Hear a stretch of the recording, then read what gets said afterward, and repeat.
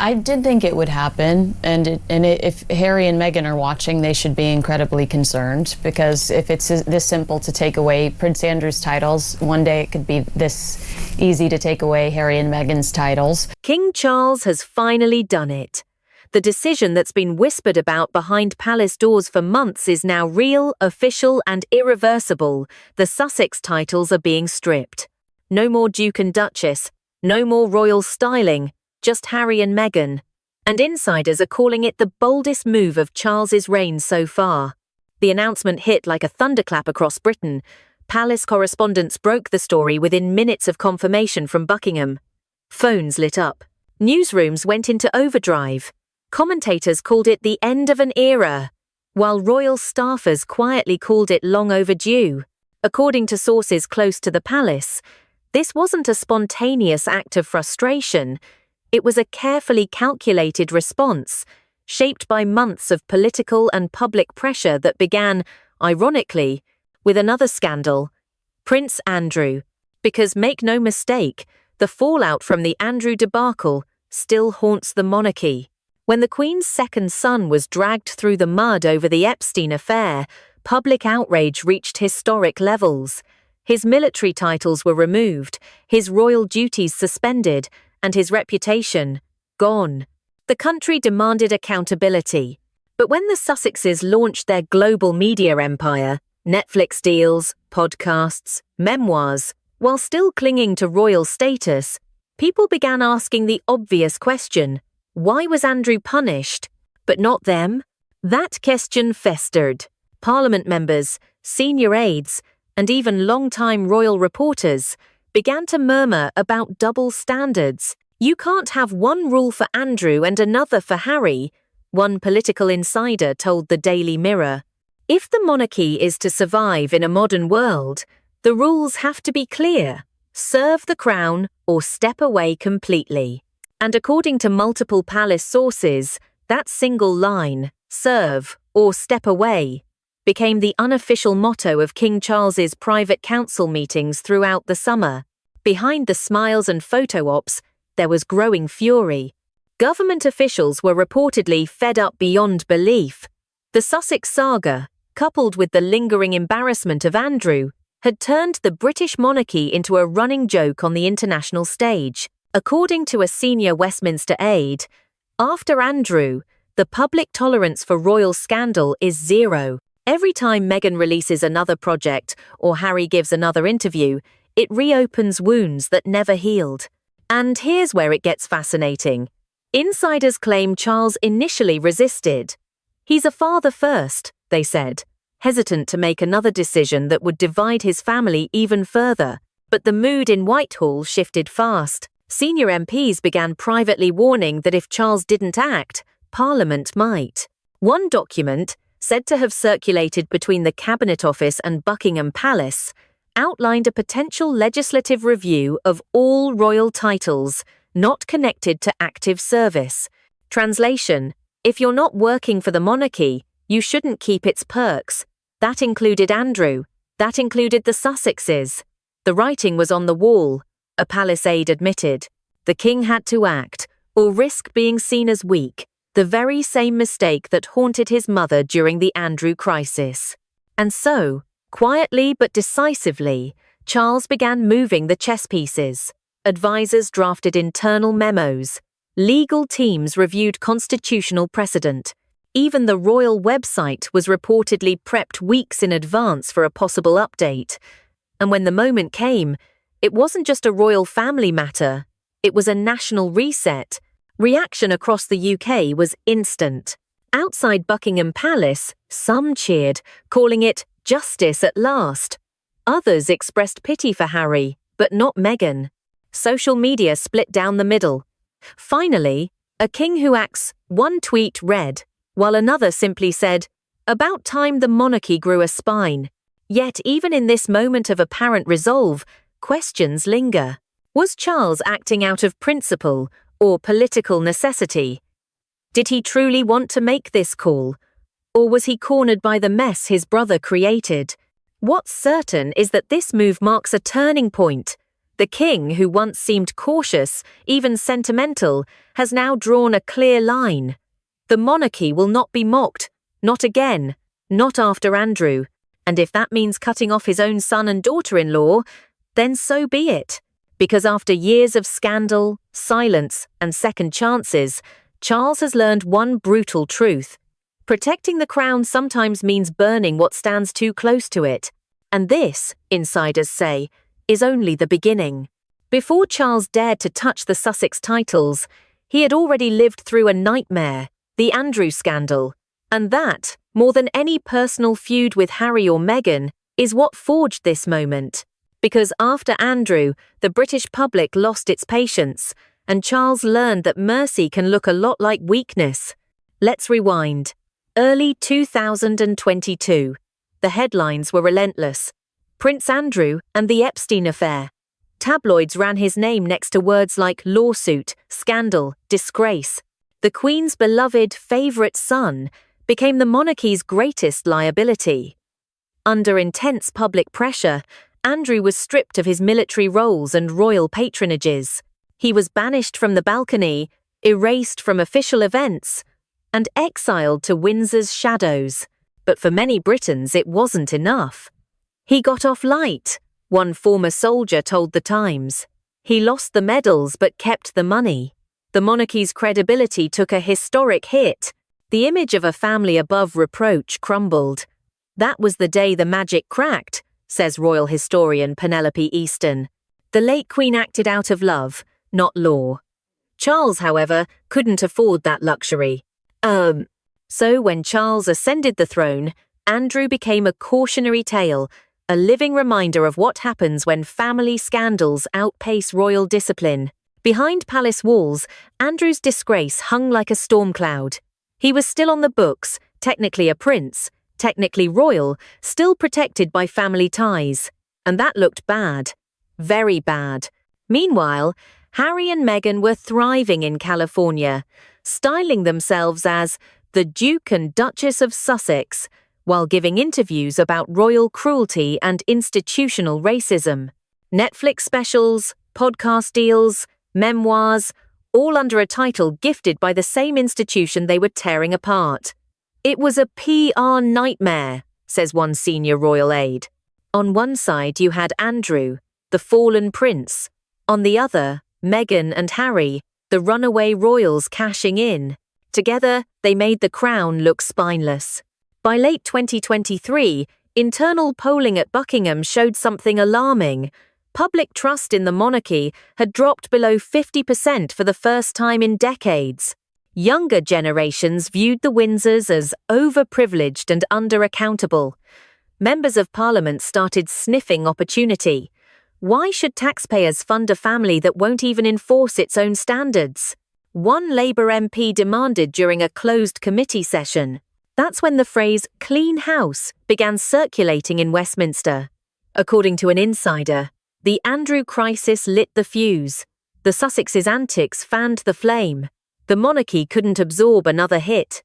Charles, ever the cautious reformer, sought counsel from his sister, Princess Anne, the family's most no-nonsense member. Her message was blunt. If you don't enforce discipline now, you'll lose control forever. A source close to Clarence House says that conversation was the turning point. Meanwhile, Andrew's situation grew messier. Reports surfaced that he and his ex-wife, Sarah Ferguson, were quietly lobbying for a partial return to public life. They wanted visibility again, charity events, soft interviews, the works, says a senior correspondent from The Telegraph. It horrified the palace. One aide described Charles's reaction in a single word: fury. That was the spark. If Andrew, disgraced, diminished, unapologetic, could still imagine a comeback, what message did that send to the Sussexes or to the British people? Charles realized that to stop the bleeding, he had to act decisively and visibly. This wasn't just about punishing Harry, says a former courtier. It was about proving that the monarchy still had moral authority. In confidential notes later leaked to the press, advisers referred to the initiative as restoring equilibrium. The idea was simple: draw a bright line between those who serve and those who sell. Andrew was already out. The Sussexes, technically, were next. Behind the scenes, William reportedly pushed hard for action. He'd seen the damage up close, at school visits, charity functions, even diplomatic meetings, where jokes about the royal soap opera had become routine. According to one insider, William made the case that doing nothing was worse than cutting ties. He told his father, "We've already paid for Andrew's mistakes once. We can't afford to pay for Harry's too." For Charles, it was a bitter pill. The Queen had always treated family disgrace with quiet tolerance, preferring private rebuke to public punishment. But modern monarchy doesn't allow that kind of silence anymore. The world demands spectacle, accountability in front of cameras. So, while Andrew retreated to Royal Lodge, stripped of duties but still clinging to privilege, Charles began designing a new monarchy, one leaner, cleaner, and publicly defensible. That meant no free passes, no blurred lines, no more half in, half out. And as he reviewed his brother's downfall, the message became clear: the institution must survive, even if the family fractures. Andrew taught him that loyalty without consequence is suicide, says a palace source. So, when the Sussex file landed on his desk, Charles didn't hesitate this time. It wasn't revenge, it was precedent. And the irony, as one insider dryly put it, Andrew's shame may have just saved the crown by forcing Charles to finally grow teeth. But teeth bite. And this time, they were aimed straight at Montecito. While the world was watching Meghan's podcast empire wobble and Harry's memoir implode, something far more strategic was unfolding behind the iron gates of Kensington Palace. Because while King Charles took the public heat, Prince William was already playing the long game, and every move, every silence, every carefully timed leak was part of it. "People think Charles made the call," one insider said flatly, "but William built the case." For months, palace staff had been quietly documenting everything from Meghan's use of her royal title in US, business filings to the couple's lucrative partnerships that blurred the line between personal profit and royal privilege. Every podcast intro, every trademark application, every Duchess of Sussex press release, all archived, cross-referenced and logged. It wasn't gossip, says a senior aide.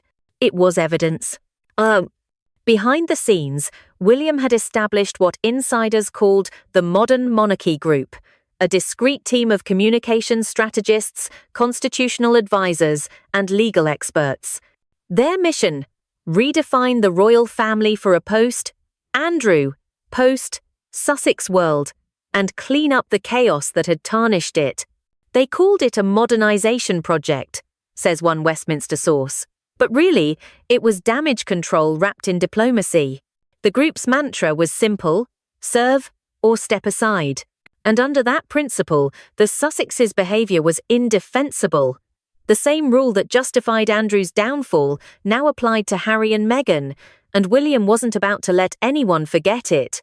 He started moving pieces quietly. First came the subtle reminders to the press, background briefings hinting that no member of the royal family is above scrutiny. Then came the strategic distance, fewer mentions of Harry in public speeches, the quiet removal of joint charities, and, finally, the behind-closed-doors conversations with senior courtiers urging Charles to act before Parliament does. But it wasn't just bureaucracy, it was personal. Insiders say William had reached his breaking point after watching the Netflix series, particularly the scenes portraying him as cold and controlling. "He was furious," said one friend. "He didn't shout. He just got very, very focused." William's approach, though, was clinical. No public statements, no emotional outbursts. He learned from watching his father and grandmother that royal strength isn't loud, it's surgical. "He's a strategist," says a former royal press secretary. "He doesn't fight in the open, he fights with timing." And timing, it turned out, was everything. In early spring, a confidential dossier, reportedly compiled by William's communications office, landed on Charles's desk. The document detailed multiple instances of the Sussexes monetizing their titles, appearances billed under royal styling, commercial deals featuring the word Duchess, and even branding proposals for Archewell Sussex. The memo was damning. Charles's aides described the meeting that followed as icy. One insider recalls William laying out the evidence, then saying quietly, "We cannot keep pretending." According to palace sources, the king didn't argue. He simply listened, leafed through the pages, and nodded. It wasn't just about Harry anymore, one senior courtier explained. It was about the institution's credibility. William gave his father the justification and the courage to do what needed to be done. To the outside world, Charles would look like the decision-maker, but those in the know saw a different picture. A son engineering his father's resolve, shaping the monarchy from behind the curtain. It's what Diana used to call his quiet steel, one former family friend recalled. He learned early that emotion gets punished in this family, so he learned how to channel it. As the plan advanced, William began tightening the palace's media strategy. Leaks were minimized, narratives controlled. Any mention of the Sussexes was framed around duty and responsibility, never emotion. The subtle message: the crown does not chase fame, it earns respect. By the time Charles's decision became public, William was already 2 steps ahead, briefing allies, preparing counter-narratives, ensuring the story wasn't framed as a vendetta. He wanted it to look like institutional necessity, says one source close to the Royal Communications Office. And it worked. Within hours, major outlets like The Telegraph and The Times were echoing the same talking points. The monarchy had turned a page, the era of indulgence was over, and the new generation, led by William, would be defined by service, not scandal. Even political commentators noticed. For the first time in years, the palace looked competent, wrote one columnist. Someone's clearly steering the ship, and it isn't Charles. Inside royal circles, the shift was palpable. Courtiers who once whispered about Harry's betrayal now spoke of William's discipline. Even Princess Anne, known for her skepticism toward PR games, reportedly told a friend that William didn't just protect the crown, he strengthened it. Yet not everyone inside Buckingham was comfortable. Some feared the ruthlessness of William's efficiency. "He's becoming what the monarchy needs," one aide admitted, "but not necessarily what a brother would want to be." And free. Still, the results were undeniable. Public approval of William and Catherine surged. The narrative that once painted them as stiff and distant was replaced with something sharper. The next generation of monarchy, calm, decisive, and unapologetic. As one royal watcher put it, "This is William's monarchy now. Charles may wear the crown, but William's hand is on the tiller." And with the Sussexes cornered, the question wasn't if the titles would be stripped, but when. And when it came, it would hit California like a shockwave, and no amount of PR spin from Montecito could stop it. The call came at 6:47 a.m. California time. Within minutes, the serenity of Montecito shattered. Meghan's assistants were on the phone, lawyers were patched in, and the PR team went into red alert. They'd heard rumblings before, one insider whispered, but they never thought Charles would actually go through with it. By breakfast, the story had hit every major outlet in London. King Charles moves to strip Sussex titles. It was official, and it was personal. Meghan reportedly went from disbelief to fury in seconds. According to a friend close to the couple, she slammed her phone down and said, "They can't do this. They won't. But they could." And they did.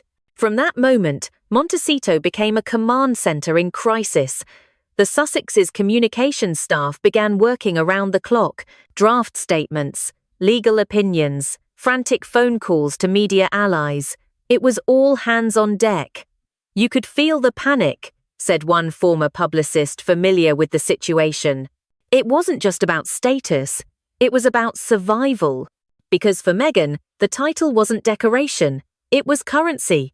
Her book deals, her podcast introductions, her Netflix branding, all of it hinged on the Duchess of Sussex. Take that away, and she's just Meghan Markle, a woman Hollywood never truly embraced.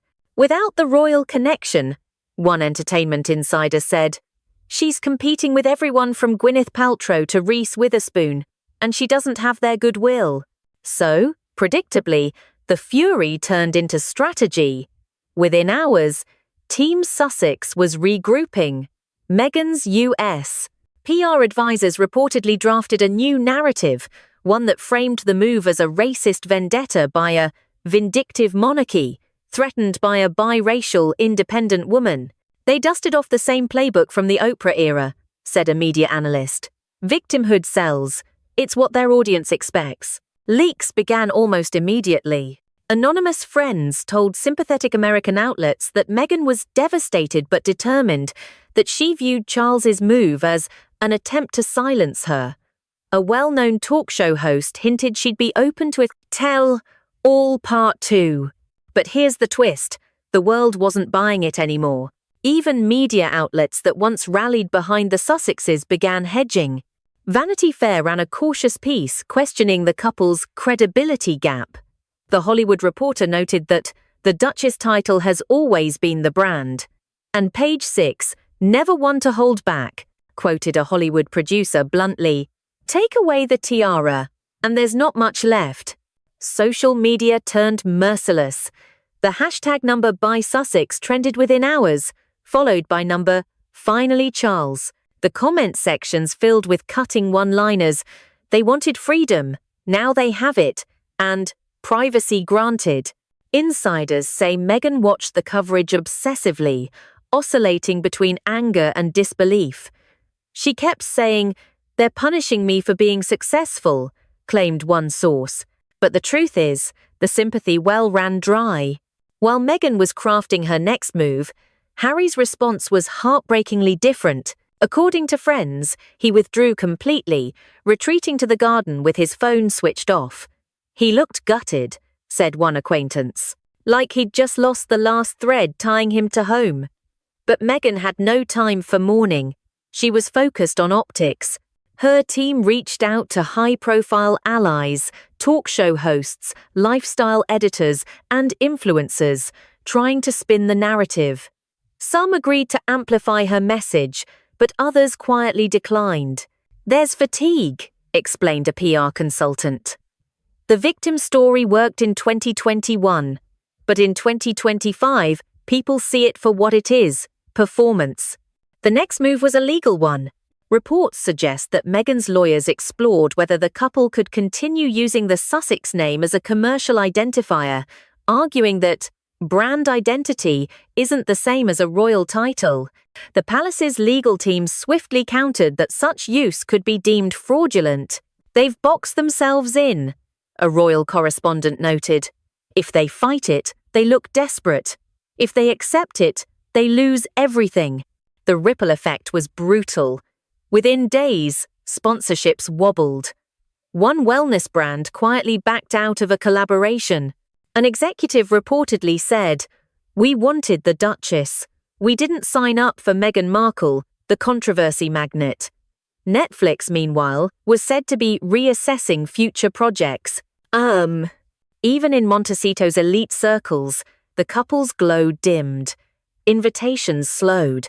Neighbors who once gushed now stayed silent.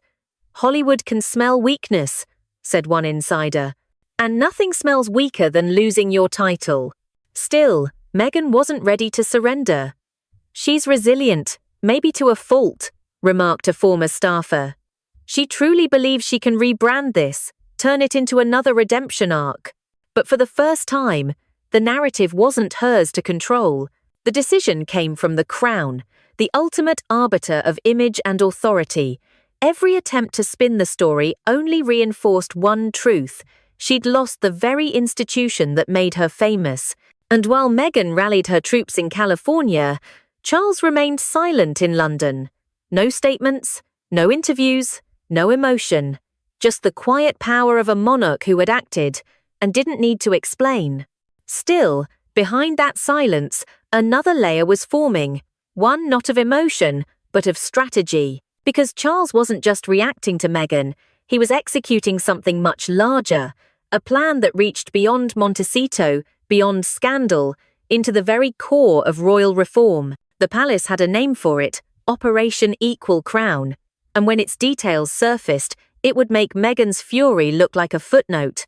According to senior palace aides, the move to strip the Sussex titles wasn't an isolated act of royal frustration, it was part of a wider, deliberate operation inside Buckingham Palace. Its code name, Operation Equal Crown. The plan had been in motion for months, quietly built out of briefings between the King's private secretary, senior legal advisors, and select members of Parliament. Its purpose was simple but revolutionary, to redefine what it means to hold a royal title in the 21st century. No more ornamental princes, no more exiled dukes trading on royal privilege from abroad. You serve, or you don't. You work, or you lose the crown's seal. The king saw what happened with Andrew and realized the system was broken, a former courtier explained. He couldn't control scandal, but he could control consequence. Behind the scenes, the political pressure was intense. Westminster had grown restless after the endless headlines surrounding both Andrew and the Sussexes. Several MPs, fed up with the spectacle, began drafting proposals that would legally limit royal titles to active working members of the family. The monarchy was one more scandal away from open revolt, admitted a government insider. So Charles acted before Parliament did. That's why the rollout of Operation Equal Crown was so meticulously planned. Every clause had to protect the king's constitutional authority while projecting a message of accountability. The objective was to make the monarchy look strong, decisive, and, crucially, self-regulating. At the heart of the initiative was a private memorandum circulated among top aides. It stated, "Titles are not birthrights. They are instruments of service, granted under the sovereign's trust. When that trust is broken, privilege must be revoked." Those words, according to insiders, came directly from Charles himself. He wanted it to sound like law, not emotion, said one source. He's tired of being the sentimental monarch. This was the line in the sand. As Operation Equal Crown quietly unfolded, communication teams prepared for impact. The palace knew there would be backlash, accusations of cruelty, racism, betrayal, but they also knew the public mood was shifting. After years of royal embarrassment, people were hungry for order. "It's about fairness," said one political commentator. "If you don't work for the crown, you shouldn't benefit from it." That logic resonates across party lines. And it worked. Within 24 hours of the official announcement, polls showed a sharp spike in approval for King Charles. Nearly 70% of Britons agreed that stripping the Sussexes' titles was the right thing to do. Even critics of the monarchy acknowledged that the king had reasserted control. This was Charles's first real test, one historian noted. He's no longer the indecisive Prince of Wales waiting for approval. He's the king who learned from Andrew and acted before history could repeat itself. But the cost of such decisiveness was personal. Sources close to the family say Charles's relationship with Harry has collapsed entirely. Messages go unanswered. Calls are screened. The bond that once survived scandal and distance has now broken under the weight of royal duty. Inside Buckingham, however, there's no regret, only resolve. Operation Equal Crown had done its job. Restore order, reassert the hierarchy, and remind everyone, even blood relatives, that the monarchy is an institution, not a family business. And yet, even as the palace congratulated itself, one truth lingered in the air like a storm cloud. Every act of control creates new opposition. Every crown secured demands a new battle. And the next one, insiders whisper, may come from within. The royal website has been updated, the paperwork finalized, the titles erased. Just like that, the Duke and Duchess of Sussex are history. In official documents, media briefings, and palace statements, they're now simply Harry and Meghan. Inside Buckingham, silence reigns. No victory laps, no grand declarations, only a quiet understanding that something irreversible has happened. King Charles has drawn the line that his mother never could. For the monarchy, it's a moment of renewal. For his youngest son, it's an ending. Friends say Harry barely speaks these days. The California sun shines, but his world has dimmed. He looks lost, one insider said. He fought to leave, but he never thought he'd be cut off completely. That's the tragedy of it. A man who wanted freedom, now trapped by it. Meanwhile, Meghan is already rewriting the story. New publicists, new projects, whispers of a tell-all sequel. The familiar pattern returns. But even in Hollywood, the momentum has shifted. You can't sell royalty when you've lost the crown, a studio executive told Variety. The mystique is gone. For Charles, the cost is emotional, but the reward is political. Operation Equal Crown has restored credibility, bolstered polls, and, perhaps for the first time, made him look like a monarch in full command. And behind him, waiting quietly, stands William, the architect of reform, the heir apparent who turned chaos into strategy. Across Britain, people are still talking. Some call it justice. Others call it cruelty. But everyone agrees on one thing. The crown has changed. No more indulgence. No more special treatment. The monarchy has finally learned to protect itself, even from its own. And as the cameras move on and Montecito fades from the headlines, one question lingers in the air. What becomes of Harry and Meghan when the world stops watching? Because this time, there's no title to hide behind.